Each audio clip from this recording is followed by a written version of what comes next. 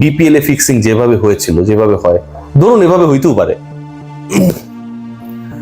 একটা দল, যেই দলটা এমন এক দল যেই দলের নাম হচ্ছে দুর্বার, সেই পার্টিকুলার দল বিপিএল কে কলঙ্কিত করেছে এবং সেই দলকে দল দেওয়ার ক্ষেত্রে এমন একজন কাজ করেছেন যিনি ওই সময়টা সর্বোচ্চ শক্তিধর ছিলেন, এমন একটা পজিশনে ছিলেন তার এগেনস্টে যাওয়ার কোনো সুযোগ নেই, এমন একটা পজিশনে ছিলেন টিম ডিস্ট্রিবিউশনের ক্ষেত্রে এত বেশি প্রভাবশালী তিনি ছিলেন, তার আগে তিনি গভর্নিং কাউন্সিল গঠন করেন নাই যেন জবাবদিহিতার মধ্যে পড়তে না হয়। একজন ক্রিকেটার, ধরে নিলাম ওই দলের কি প্লেয়ার লাইক দ্য ক্যাপ্টেন, সেই পার্টিকুলার প্লেয়ারের ধরে নিলাম, আমি কোনো দল বা প্লেয়ারের সম্পর্কে, আমি একটা গল্প, আমার মনে হচ্ছে একটা গল্প আপনাদের শোনাই। নামের প্রথম অক্ষর হচ্ছে এ দিয়ে ধরলাম, এবং সেই ক্রিকেটার তার সাথে ওই 2 নম্বরিতে জড়িত যিনি, তারও ধরেন আমার মতো দাঁড়িয়ে দূরে আছে, এরকম টিম ম্যানেজমেন্টে গুরুত্বপূর্ণ সদস্য, তার নামের প্রথম অক্ষর ধরেন এম দিয়ে। এম, এ আর এম আলোচনা করছে যে আজকে আমরা এই 2 নম্বর এটা দেখছো করে ফেলছি, আশপাশে কেউ নাই, কোন একটা ম্যাচের শেষের ঘটনা কল্পনা করুন, আমি কল্পনা করতে বলছি। আলোচনা করছে ঠিক ড্রেসিং রুমের কোন একটা জায়গায় অথবা কোন একটা কর্নারে, আশপাশে কাউকে দেখা যায় না, পাশের জায়গাটুকু হচ্ছে ওয়াশরুমের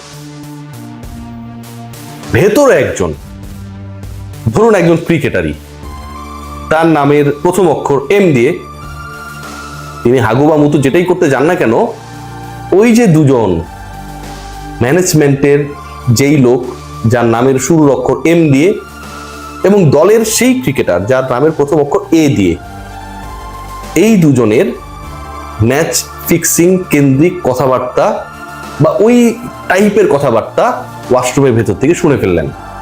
পুরোটাই কিন্তু কাল্পনিক গল্প। কি হতে পারে? বাংলাদেশের ক্রিকেটে ধরেন এরকম একটা ঘটনা ঘটেছে, কি হতে পারে? অথবা ঘটে নাই, অথবা ঘটেও থাকলে আমার যে গল্পটা বলছি এটার সাথে কাকতালীয় ভাবে মিলে গেল। এই এ এবং এমরা মিলে একটার পর একটা ম্যাচ ধরুন দুর্নীতি করেছে, এবং এই দুর্নীতি এমন একটা পর্যায়ে চলে গেছে যে ওই পার্টিকুলার দলের মধ্যে 2টা ভাগ হয়ে গেছে।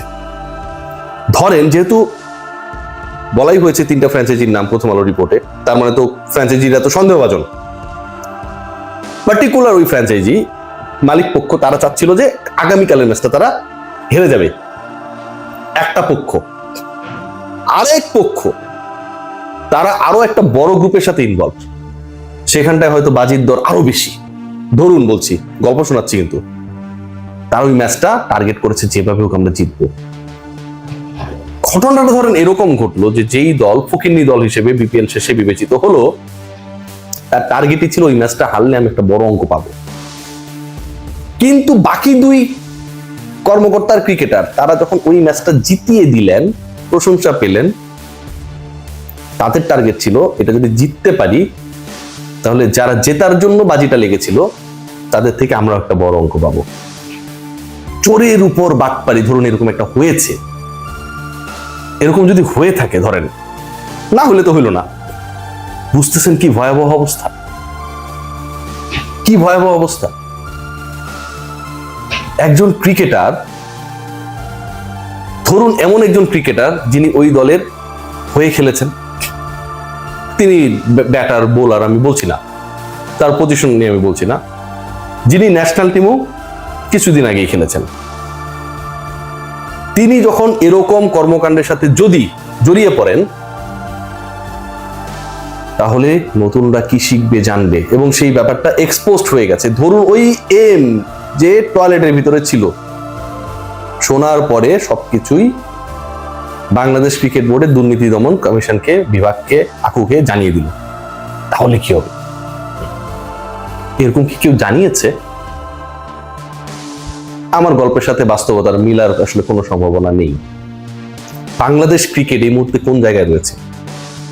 ব্রডকাস্ট করেই নাকি বেটিং কোম্পানিগুলোর সাথে যুক্ত হয়েই নাকি প্রায় 250 কোটি টাকা বানানো যায়। 250 কোটি টাকা ভাবা যায়।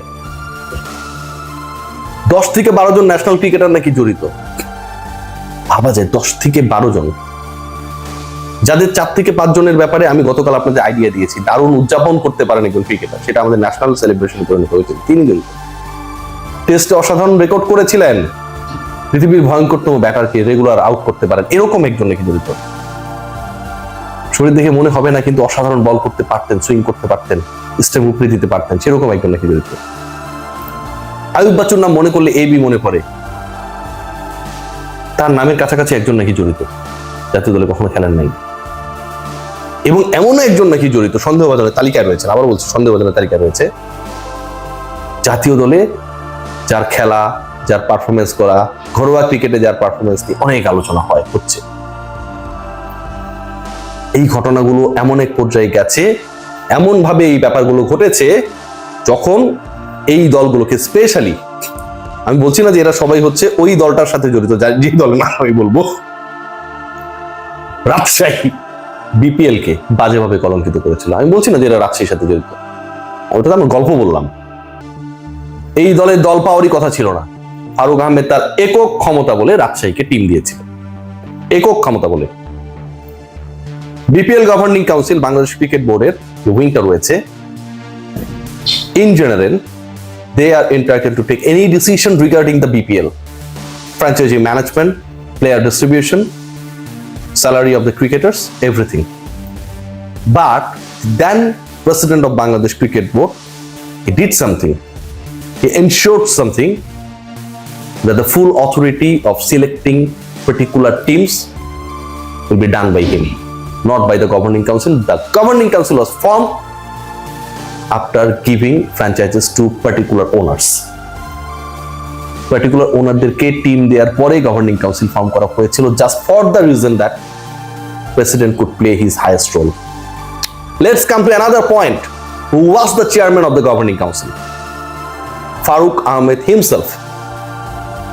গভর্নিং কাউন্সিলের চেয়ারম্যান ফারুক আহমেদ নিজেই ছিলেন।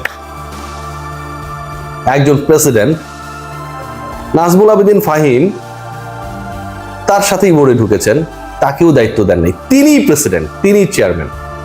ওয়াই? আমিনুল ইসলাম বুলবুলও তো দায়িত্ব নিয়েছেন, তিনি তো গভর্নিং কাউন্সিলের ধারে কাছেই নেই। ওয়াই? নিজে দায়িত্ব নিয়ে টিম ডিস্ট্রিবিউশনের ক্ষেত্রে, ইভেন রাজশাহীর কথা আমি যতটুকু জানতে পেরেছি, 2-1 দিনে কিন্তু অনেক বোমা টোমা আশপাশে পড়তে পারে, আমি খবর পাচ্ছি বিভিন্ন জায়গা থেকে অনেক কিছু বাইরে হবে, সরাসরি তার ইনভলভমেন্ট ছিল। বিভিন্ন জায়গায় ফোনে ভয়েস নোটে তিনি জানিয়েছেন যে রাজশাহী টিম নিয়ে কোনো টেনশনে কিছু নাই, they have given all the bank guarantees and fees others. যদি সেটা সত্য হয়ে থাকে, তাহলে তো বিপিএল কে কলঙ্কিত করার ক্ষেত্রে বাংলাদেশ ক্রিকেট বোর্ডের ভেতরেই বড় কিট ভূমিকা পালন করেছে। Let's see what happen. আর আমি যে গল্পটা বলেছি এর আগে, ওটা আমার বানানো গল্প, আমার চ্যানেলে আমি একটা গল্প বলেছি ভাই, আমি তো কারো নাম নিইনি। So don't mind, don't be worried. ঘটনা যদি কারোর সাথে মিলে যায়, সেটা আপনাদের নিজ দায়িত্বে মিলবে, আমার এতে কোনো দোষ নেই। Take care.